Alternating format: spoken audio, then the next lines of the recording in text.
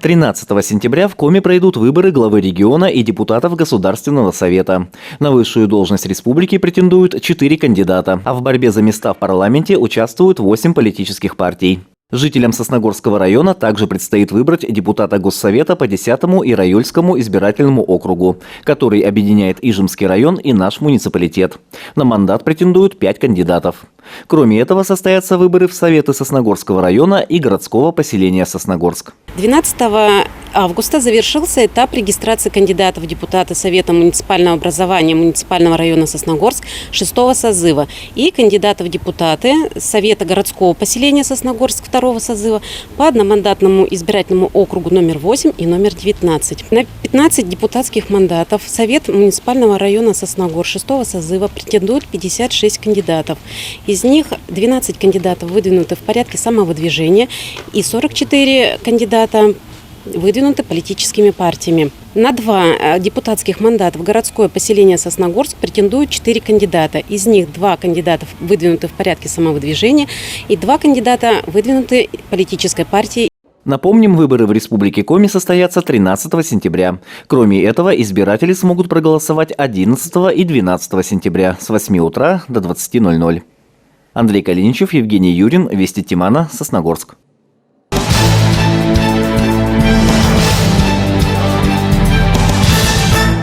Благоустройство города – процесс сложный, долгий и кропотливый. И каждый новый шаг дается с трудом.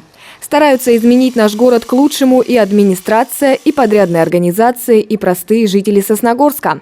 Но все эти старания перечеркиваются, когда на улице появляются вандалы. Безответственные граждане то и дело норовят испортить объекты общественных территорий и повредить скульптуры и памятники. Сломанные лавочки, исковерканные урны, изрисованные надписями фасады домов, разрушенные клумбы.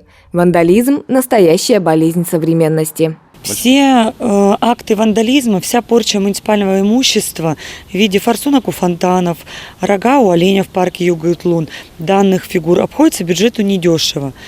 Приходится тратить деньги на ремонт либо приобретение нового, когда можно было бы их потратить на благоустройство города в части чего-то другого. Случаев, когда городские памятники и арт-объекты страдали от рук хулиганов, можно вспомнить немало. Например, знаменитый сосногорский кованый рыбак несколько лет подряд лишался своей удочки. Паровоз в сквере железнодорожников и вертолет возле парка Юга-Ютлун практически сразу после установки остались без окон. А фонтан рядом с Домом детского творчества то и дело не функционирует из-за повреждения оборудования. Неспокойным выдался и прошлый год, когда хулиганы нанесли вред Сосногорскому скверу Победы и городской доске почета. В нашем городе за последнее время появилось много новых арт-объектов. И хочется обратить внимание и родителей, и детей на бережное отношение к этим архитектурным сооружениям. Давайте будем все беречь и любить свой город, и относиться к тому, что сделано, с уважением, и беречь все это. Очень просим, как ветераны, чтобы и в сквере Победы не было таких инцидентов, как раньше, и на площади Гагарина, которая только обустраивается, дети не использовали фигуры для игр. К счастью, ответственных и сознательных граждан в нашем городе все же больше.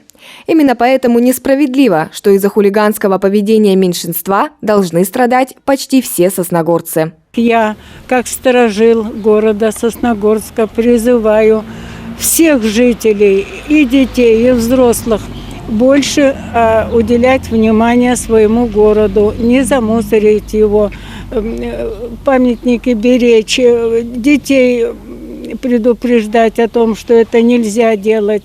И тогда у нас все будет хорошо в нашей жизни. Ну, то, что ставят памятники, скульптуры, мне очень даже нравится.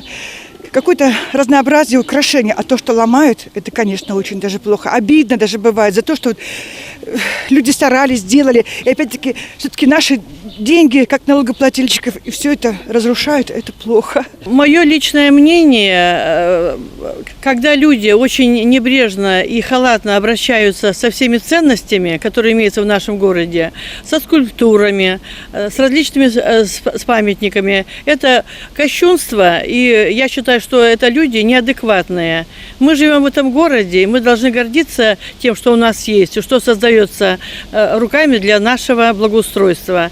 Поэтому это очень некрасиво, вот, и кощунственно губить то, что украшает нашу жизнь. Взрослым сосногорцам стоит подавать пример детям, чтобы, глядя на них, юные горожане понимали, что чужой труд нужно уважать. И что новые и ухоженные общественные места не появляются из воздуха. За каждым результатом стоит огромная и непростая работа. К примеру, родителям не помешает объяснить своему ребенку, что взбираться на верхушку арт-объекта «Три медведя» не стоит. Для подобных развлечений в нашем городе существует множество детских площадок. У нас большая просьба к горожанам не лазить, не портить эти фигуры. Они пластиковые, покрыты искусственной травой. Очень хотелось бы, чтобы горожане оценили то, что было установлено на площади имени Гагарина. Мы уверены, что фотографии получатся очень красивыми, даже если вы и ваши дети будете стоять рядом с медведями.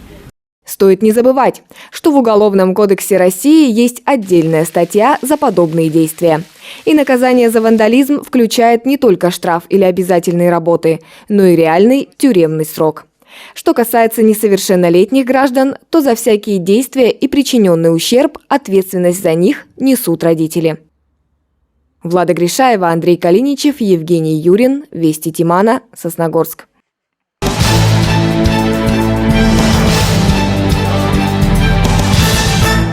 В этом году от эпидемии коронавирусной инфекции пострадали многие отрасли, в том числе и спортивные. Но отсутствие тренировок и соревнований не отразились на укреплении материально-технической базы профильных организаций. Так, Сосногорская спортивная школа получила этим летом новое оборудование, приобретенное в рамках реализации федерального проекта «Спорт. Норма жизни» нацпроекта «Демография».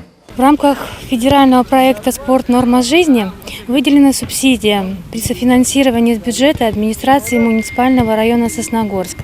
И был приобретен инвентарь и экипировка для воспитанников учреждения. Базовых видов спорта – бокс, лыжные гонки и футбол. Данная поддержка улучшит качество тренировок и укрепит материально-техническую базу спортивной школы. Всего в Сосногорской спортивной школе занимаются более 700 юных горожан. 130 из них делают свои первые шаги в футболе. Для возможных будущих звезд самого популярного вида спорта на планете были приобретены тренировочные ворота, отражающая стенка и другое оборудование. Благодаря всем вот этим новым приспособлениям мы, конечно, можем, во-первых, разнообразить упражнения, которые мы применяем, моделировать больше ситуаций, которые в футболе применяются. Ну и большой плюс, соответственно, можем детей разделить уже на какие-то группы, чтобы там не стояли все в очереди за одним упражнением. То есть повысить интенсивность тренировок, то есть за то же самое время выполнять гораздо больше работы, чем делали до этого раньше. Почти 100 юных сосногорцев занимаются лыжными гонками. Многие из них уже сегодня успешно выступают на различных соревнованиях. Добиться больших успехов спортсменам помогут новые лыжи, специализированный станок для подготовки инвентаря, эспандеры и другие необходимые для тренировок вещи. Нравится, что с каждым годом наша материальная база укрепляется, и нам по чуть-чуть, но каждый год что-то приобретает и выделяет. В этот раз нам приобрели лыж для подготовки лыж. Это специальный заводской станок, на котором очень удобно готовить лыжи. И увеличится пропускная способность готовности лыж. Мы можем подготовить за меньшее количество времени больше количества пар лыж. Также приобретены были эспандеры, специальная резина для подготовки лыжников в подготовительный период. И 3 пары лыж.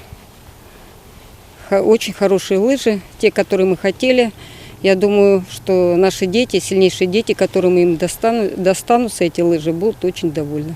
Получили подарки и сосногорские боксеры. Всего в спортивной школе их почти 90. Для юных бойцов приобретены боксерские лапы и битки, а также специальный жилет для тренировок. Андрей Калиничев, Евгений Юрин, Вести Тимана, Сосногорск.